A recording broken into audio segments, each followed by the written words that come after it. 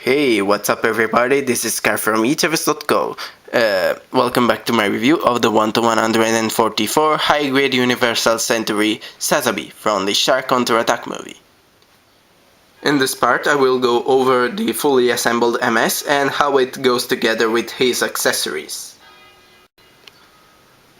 Articulation is basically the same. You can move the front skirt out of the way, you can see they go fairly up.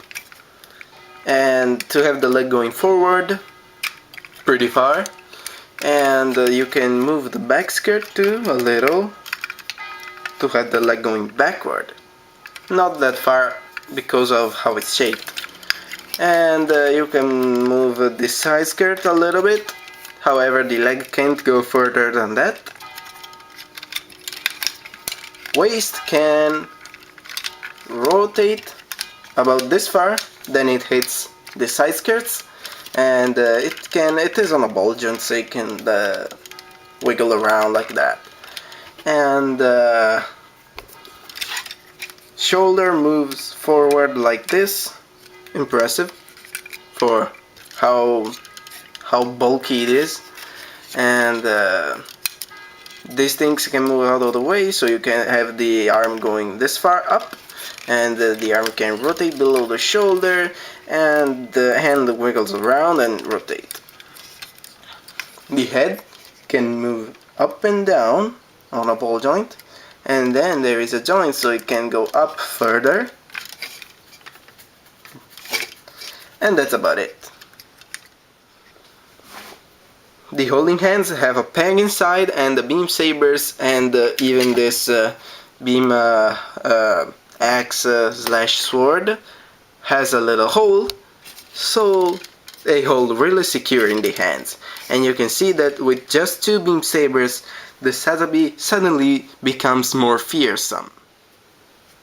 I wasn't really expecting this kind of mobility from a bulky model like the Sazabi, but I was mistaken.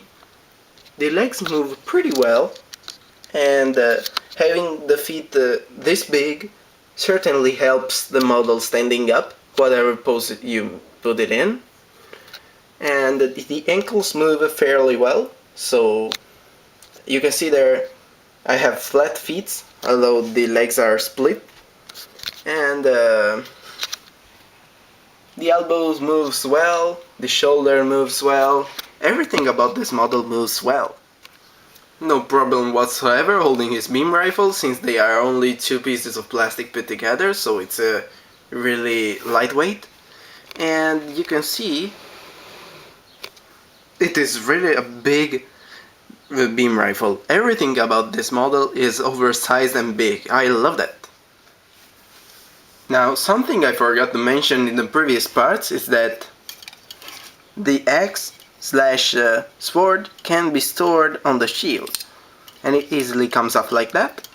And to put it into the hand, it is easier than the beam sabers, because you don't have to take apart the hands, since it is so thin, and it has the peg, so it has no problem holding it. You just put it into his hand and kind of like fiddle around until you find the peg. And it stays like that. Although, well, I find this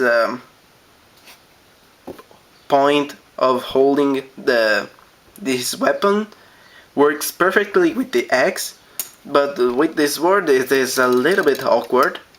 No one keeps sword in hand like that. So if you kinda try to get it off the peg, yeah, it goes down like that, and it works better to me. But this is the pose I wanna display my Sazabi with. Don't ask me why, but I really love that little axe. I simply love it. And I think this pose is really awesome. And this is the way he's gonna be displayed on my shelf. And let's go with some size comparison. Here it is next to an average size 1-to-100 master grade. You can see the Master Grade is a little bit taller, but the Sazabi is certainly bulkier, although it's mostly because he is missing his massive wing backpack. However, you can see the design itself. The Destiny is a lot more sleeker, and while the Sazabi is a lot bulkier. And then, next to another 1-to-100 Master Grade, the Victory Gundam, which is a smaller Master Grade because the original Victory Gundam will be about 15 meters tall, I believe, and so it's 1-to-100 form.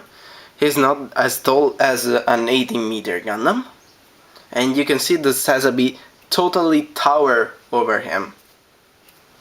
But for a fair size comparison between the same scale, here it is, the 1-to-144 high-grade Universal Centuries HGUC. And you can see this is an average size suit, if not a bit taller.